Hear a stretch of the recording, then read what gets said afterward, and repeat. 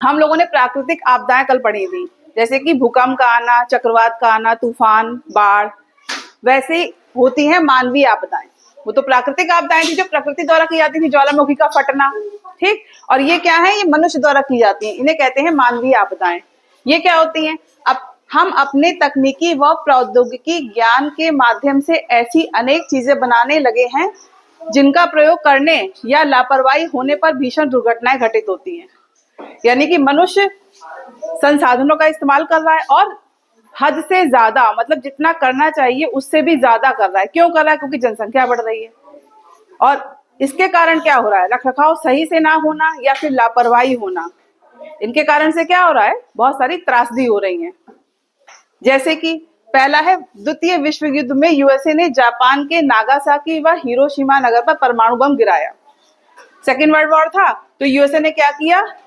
Japan के Hiroshima व Nagasaki शहर में परमाणु बम छोड़ दिया। उससे क्या हुआ? विनाश। और आज भी उसका असर जापान में है।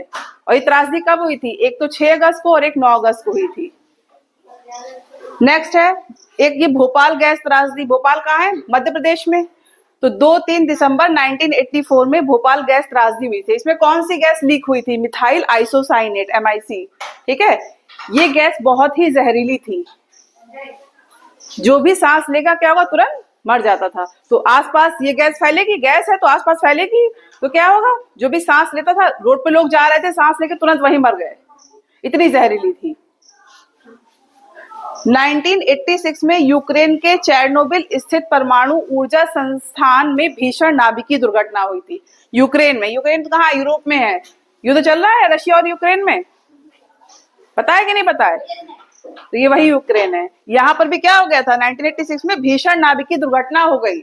और इसका असर क्या होता है? अच्छा, ये जो दुर्घटनाएं होती है इसका असर क्या होता है? मानव पर तो पड़ता है, जन और धन की हानि होगी, नुकसान तो लोगों का ही होगा। तो इन सब आपदाओं से क्या हो रहा है? नुकसान होता है किसका? मानव का, ठीक। अब चाहे प्राकृतिक आपदा हो चाहे मानवीय आपदा हो, इससे बचने के उपाय तो हम ही को सोचने होंगे ना। तो आपदा प्रबंधन की अवस्थाएं, ठीक। पहला, आपदा से पहले हम क्या करें, आपदा के समय हम क्या करें, और आपदा के पश्चात यानी कि बाद में क्या करें, ठीक। तो पहले क्या करना चाहिए? आंकड़े वह सूचना एकत्र करनी चाहिए।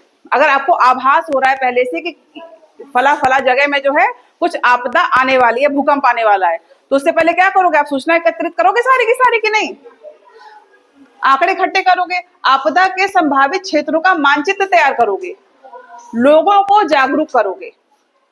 तैयारियां करना व बचाव करना। आसपास के लोगों को जागरूक करोगे, भाई उनको थोड़ी ना पता कि यहाँ आपदा आने वाली है।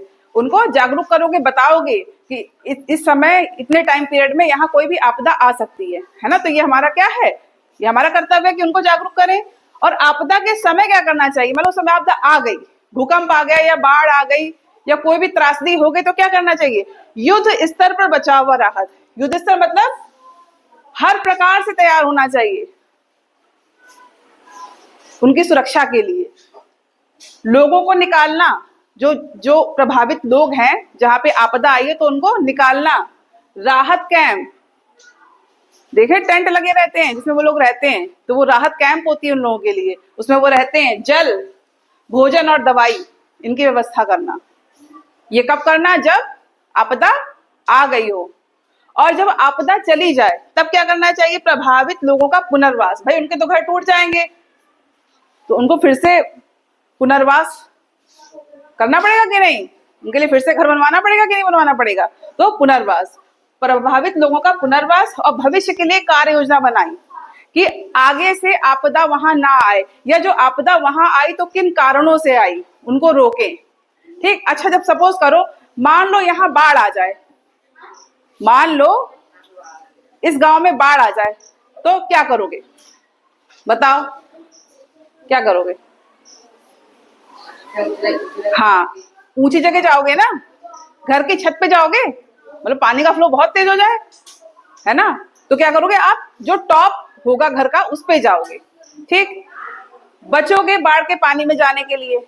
और कोशिश करोगे एक बड़ा सा डंडा हो नापने के लिए कि पानी बाढ़ का आखिर है कितना ज्यादा, यानी कि उस डंडे को आप पानी के अंदर डालोगे, ढूंढोगे कि जमीन है कहाँ पे, और उससे आपको आइडिया लगेगा कि पानी कितना गहरा है।